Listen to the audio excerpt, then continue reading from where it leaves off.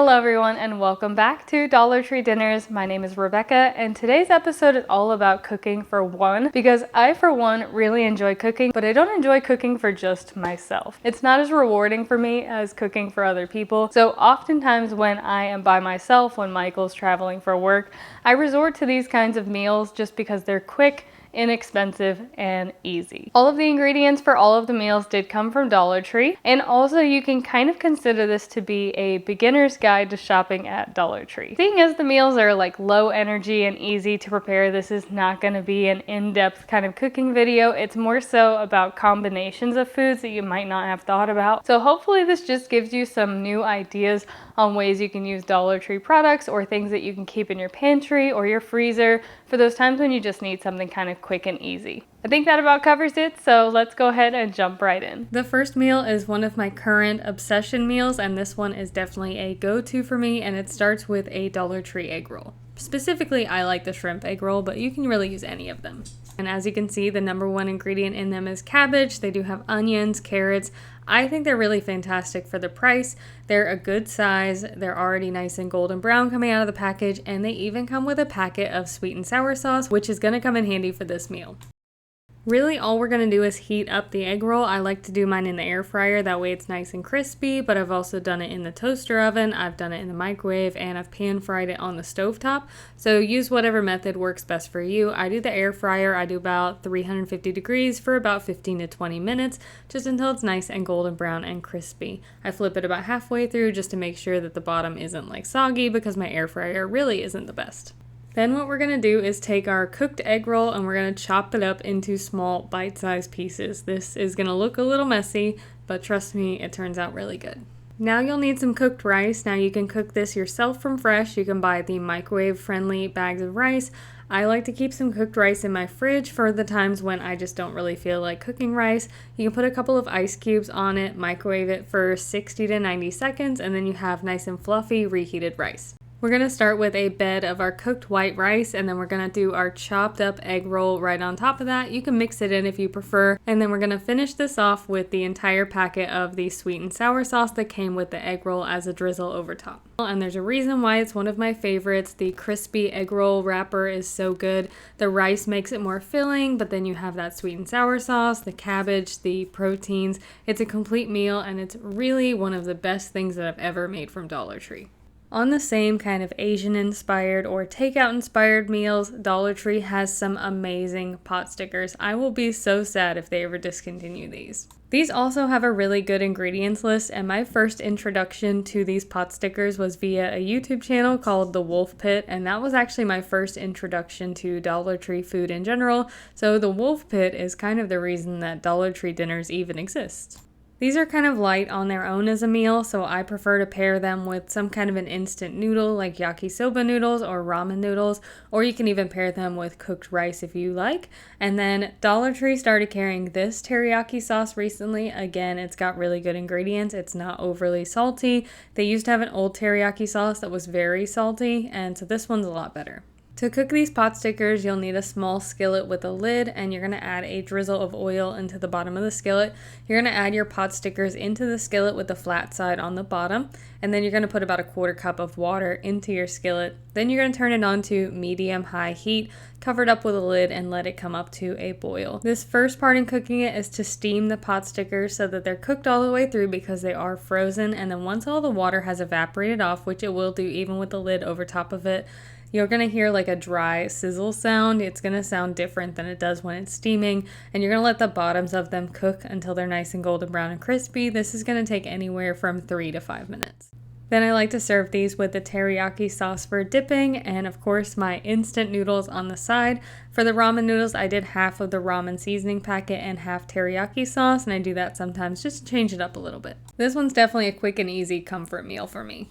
Meal number 3 starts with one of these cups of shells and cheese or any kind of microwave-friendly macaroni and cheese. This one is going to be done entirely in the microwave.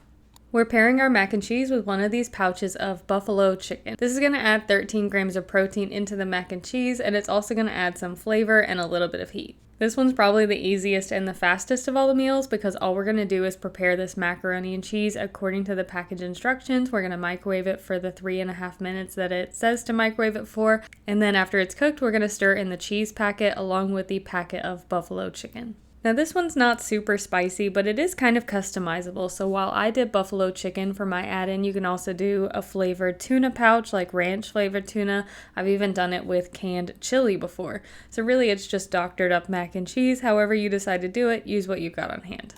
Meal number 4. If you've been here for any amount of time, then you know I love this canned chicken a la king. I get a lot of questions about what it is, and it's really just a soup. It's chunks of chicken, it's got red peppers, it's got mushrooms, and it's in this really, really thick, creamy type of soup base.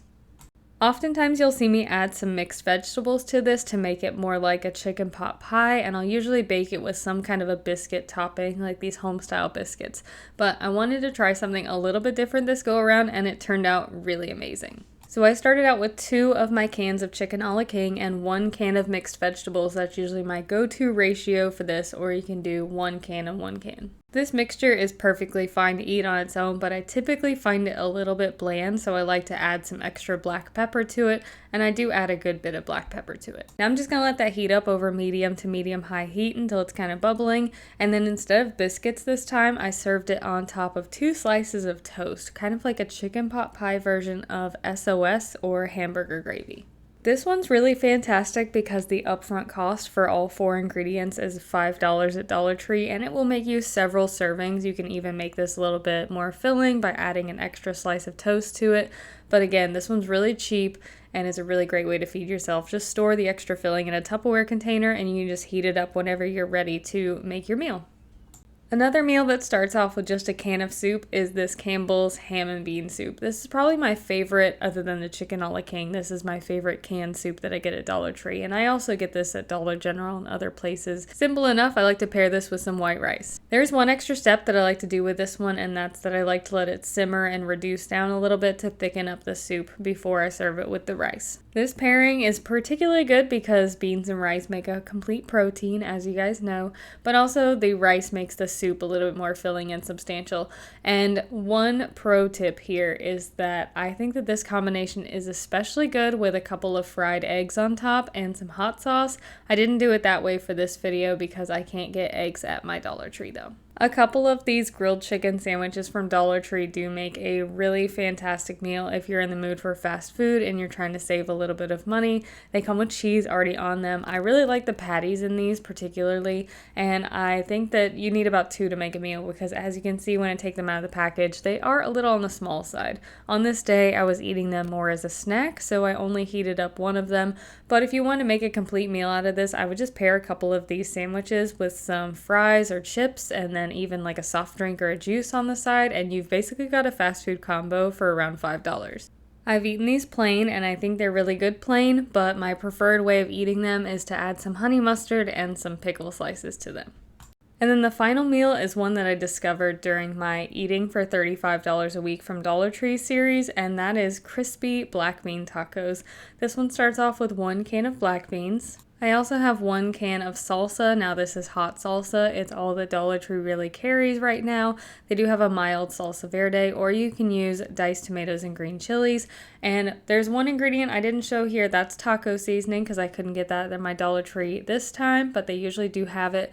And then the last ingredient is corn tortillas. So again, this one costs $5 up front, but it comes together really quickly. It's a really great comfort meal. It's also vegetarian and vegan friendly, and I definitely recommend it. It will make you several servings for that $5. All I'm going to do is add my can of rinsed and drained black beans into a skillet along with the can of salsa. This is about 1 cup of salsa if you have salsa already in your fridge, along with 2 tablespoons of taco seasoning and about 1/3 of a cup of water. We're going to bring that up to a boil/simmer, and then we're going to mash it with a potato masher until it's like a refried bean type of texture. And I promise you this is going to look not the greatest. It's a mashed black bean and salsa mixture, but it does taste really good, so you have to trust me on that one. And then we're going to warm up a few corn tortillas in the microwave just until they're soft and pliable. Spread some black bean filling onto each one, fold it in half, and then fry it in some oil until it's really crispy on the outside. Drain it on some paper towels, and you've got a quick and easy dinner. You can't get things like sour cream or lettuce at Dollar Tree, but if you have those ingredients, I would definitely recommend adding them on top for some extra pizzazz. And that is the last recipe that I have to share with you all today. Of course, I always love to read your comments. If you have any other meals that you think fit into this idea, Dollar Tree feeds 1 to 2 people, doesn't have a lot of leftovers, is relatively quick and easy to prepare. What's your favorite Dollar Tree dinner? I would love to hear it in the comments down below. As always, I hope you guys are having a fantastic day, and I will see you again soon.